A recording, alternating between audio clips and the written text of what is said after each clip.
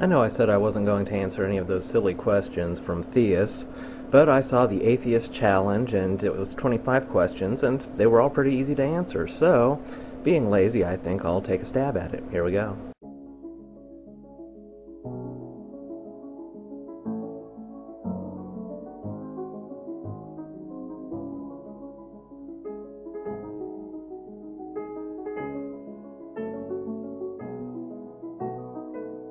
I don't know, what am I, a fucking historian? Anyway, it wasn't God. I'm pretty sure that every civilization did not believe in a creator, but even if they did, humans have a tendency to view things from an anthropocentric point of view, so naturally, they assume that everything has an origin, and that origin is human-like.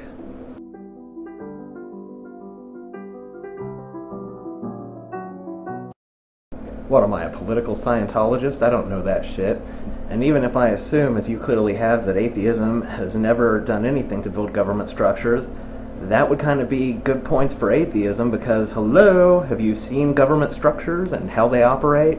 That's not some shit to brag about. Well, this is a question clearly asked by a person of a religious mindset. To rephrase it, it's kind of like, what magical book do you think contains all of the answers of life? Well, none. Gotta figure some of that shit out for yourself. And do I live by any standards? Well, that's pretty complex, but I can boil it down to WWPJO, which is, what would piss Jesus off?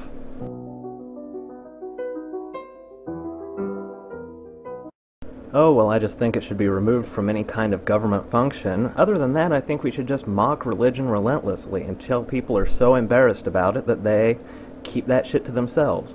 Sort of like alien abductions. What am I, a fucking cosmologist?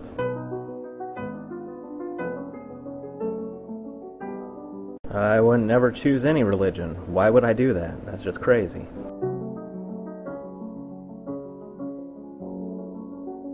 This has been done to death. Avail yourself of a fucking book, please.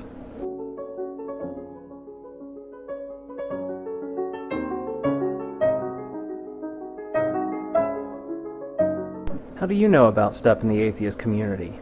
How'd you get past the bouncer? God damn it, I knew I shouldn't have hired my cousin.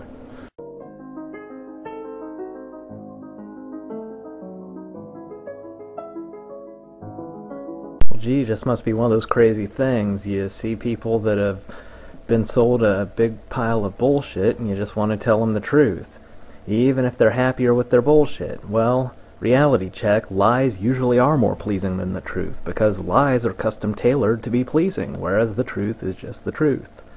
But still, one of those crazy beliefs, everybody deserves the truth so they can make life decisions based on, yeah, reality.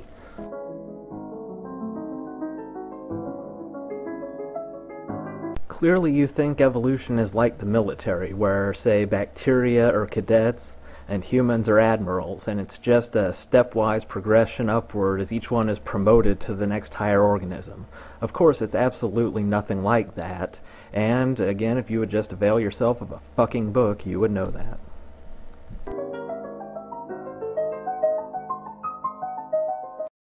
I don't know what the hell Jesus said. I can't provide 3 examples of anything that he said. Why would I? I'm not the Christian here. Why don't you do it?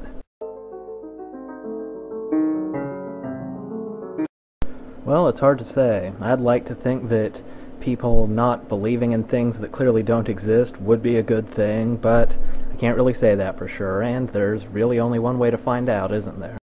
And there couldn't really be standards for that belief system, since it's more of a non-belief system, but just for entertainment, why don't we, set standards out of logical necessity instead of, edicts handed down from a magical made-up being? I know, sounds like crazy talk, but let's try that. I know Christians love to have this, oh, woe is me, I'm so persecuted type of attitude, but I really don't. So, I can't come up with 5 off the top of my head. One, there aren't any atheists, open atheists currently in any government office. Another example would be when atheists put up those billboards saying, if you don't believe in God, you're not alone, or you can be good without God, or some innocuous crap like that. And then in these places where the billboards went up, naturally, hordes of rabid Christians called in, complained, yada yada yada, and a lot of the billboards were pulled because of the pressure put on them.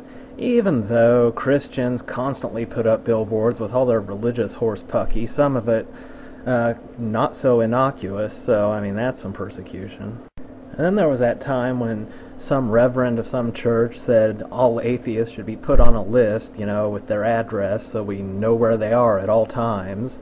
That seems kind of like persecution. And then, I don't know if this counts, but there's that time that George W. Bush said that a person who doesn't believe in God isn't a real American.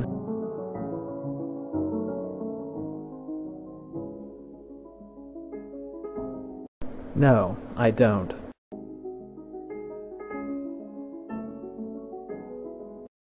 Well, school needs to take up a good chunk of the day, otherwise parents would never have any time to themselves. And a school day wouldn't be very long if every topic it was like, well, to explain this, Jesus did it. To explain this other thing, Jesus did it. School would only take an hour a day, and it sure wouldn't be able to last for most of the year. And then when would parents find time to themselves to smoke doobies and have sex with each other? They wouldn't. So we teach them the more complicated things, even though we can't prove them. But they're nice and complex and based on observed reality, as opposed to Jesus did it, which is just something that stupid people say.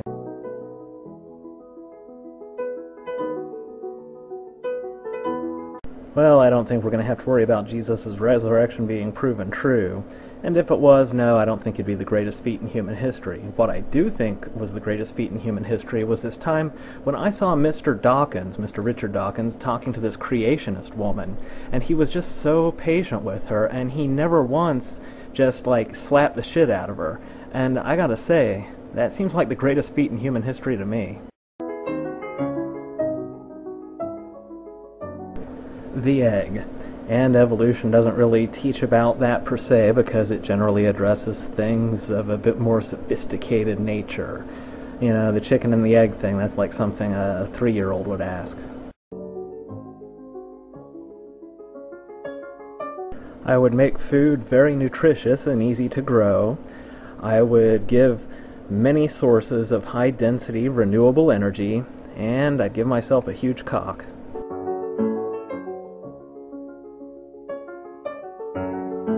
No, for 2 reasons. One, there's absolutely no reason whatsoever to think that any kind of afterlife exists. Clearly, it's a fantasy by people who want to live longer than they can. Also, it wouldn't really be good for escaping accountability to God, since I'm assuming you're Christian. All you really have to do is ask Jesus for forgiveness, and then you can just do whatever the fuck you want. So, no accountability there.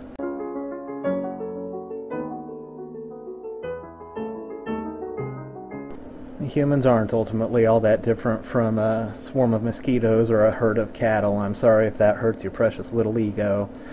Does human life have more intrinsic value? Well, it does to humans, but you can understand why we would be biased about that.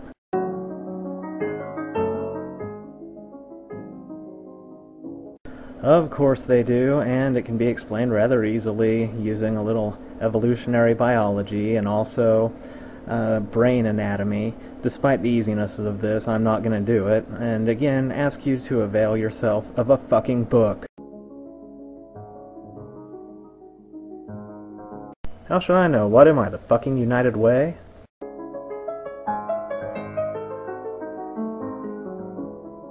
Whoa, now, gotta crawl before you can walk. Before we go talking about proving the existence of God, how about we just go ahead and try to find even a single shred of evidence whatsoever in all of existence that God might exist, Let's just start off with one scrap of evidence and see where we go from there.